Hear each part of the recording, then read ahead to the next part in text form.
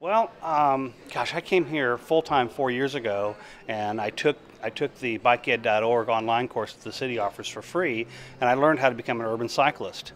And that really opened the city up to me in its entirety. So I find it to be a fantastic place to cycle. I actually find people to be way more bike friendly than you might think. And I think that that is a function of how you ride, how you drive your bicycle. It is a vehicle by law, and we have a responsibility to drive it properly. And when we do that, we have a lot more options than you might think. I've been riding here for 4 years, which isn't a lifetime, but I've been riding here quite a bit for 4 years. And I really haven't had what I would consider a really frightening or nasty experience. I've been honked at a few times, and people have waved at me with special fingers once in a while. I try to wave back at them with all 5 of my fingers, and I just haven't found it to be a frightening place to ride a bicycle.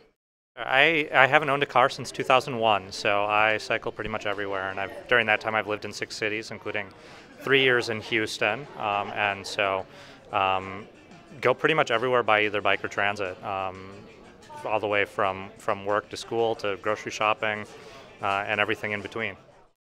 There were a couple of years ago, we were training actually for the MS-150 again, and we were riding along a road without any kind of bicycle infrastructure, and it was kind of a more major road, but except that it was on a Sunday morning without that much traffic.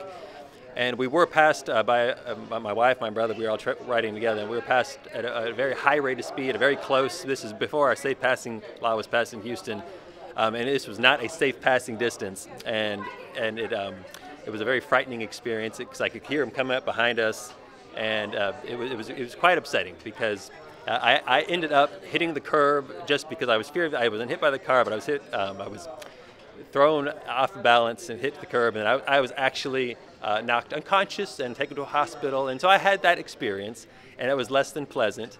And people wondered, why do you keep still doing this? Why are you biking in Houston? And I think there's a good number of reasons, but one of the numbers that I heard a couple years ago that I keep reminding myself is that it's life expectancy of cyclists, and then so even if you consider all of these threats and hazards, life expectancy is higher on average for cyclists. So it's like, well, it looks dangerous, but because of the health benefits, you're actually expected to live longer. So that's kind of my answer to a lot of their concerns.